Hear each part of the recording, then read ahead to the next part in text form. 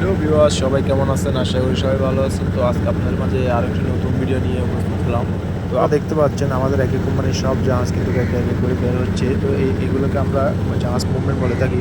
তো এই জাহাজ মুভমেন্ট কী জন্য করা হয়? কারণ আমাদের বিগত ৫৫ দিন মাছ ধরার অভিযান বন্ধ থাকার জন্য তো জাহাজগুলো কর্ণফুলীতে অনেক দিন ধরে বসেছিল। তো এই ৫৫ দিন বন্ধের মধ্যে আমাদের ইঞ্জিনের যত কাজ, জাহাজের যত কাজ, যে মেরামত গুলো ঠিক করা, তো জাহাজের রং করা, ইঞ্জিনের যত ধরনের সমস্যা, ইঞ্জিনের সব কাজ কমপ্লিট করার চেষ্টা করেছি। তো ইঞ্জিনের সব কাজ শেষ হওয়ার পরেই তো আমরা কিন্তু ইঞ্জিনগুলো চালিয়ে দেখলাম আর কি। তো চালিয়ে দেখার জন্য আমাদের জাহাজগুলো কর্ণফুলীতে বাইরে হতে হয়। তো বাইরে হওয়ার আপনারা দেখতে পাচ্ছেন একে একে সব জাহাজ কিন্তু বাইরে হচ্ছে। তো কারণ ইঞ্জিনগুলো চালানোর পরে যদি কোনো সমস্যা থাকে সেটা আমরা সমাধান করার চেষ্টা করি। তো এই সমস্যাগুলো আবার যাতে আমাদের পরবর্তী কোনো সমস্যা না হয়, তো সেজন্য আমরা ইঞ্জিনগুলো চালিয়ে জাহাজগুলো মুভমেন্ট করে থাকি।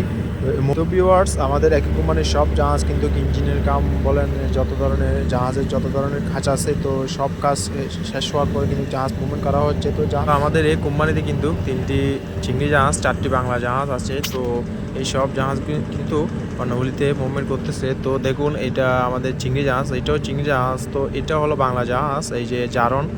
তো এর পিছনে আছে যে ম্যাগনা 1। তো ভিউয়ার্স, এই জাহাজগুলো কিন্তু মুভমেন্ট শেষের দিকে। তো এখন এক এক করে সব জাহাজ কিন্তু আমাদের জেলিতে প্রবেশ করবে। তো তো আর কিছুদিনের মধ্যে কিন্তু আমাদের যে মাছ ধরার যে অভিযানটা রয়েছে, তো এই অভিযানটা শেষ হয়ে যাবে। তো সেজন্য আমাদের জাহাজগুলো মুভমেন্ট করা হয়েছে আর কি। তো এক এক করে সব জাহাজ কিন্তু জেলিতে প্রবেশ করতেছে। তো দেখুন, আমাদের ফিশারম্যান ভাইয়েরা কিন্তু রশি নিয়ে দাঁড়িয়ে আছে। তো এই যে রশি দিয়ে একটার সাথে আরেকটা জাহাজ বেঁধে দিবে।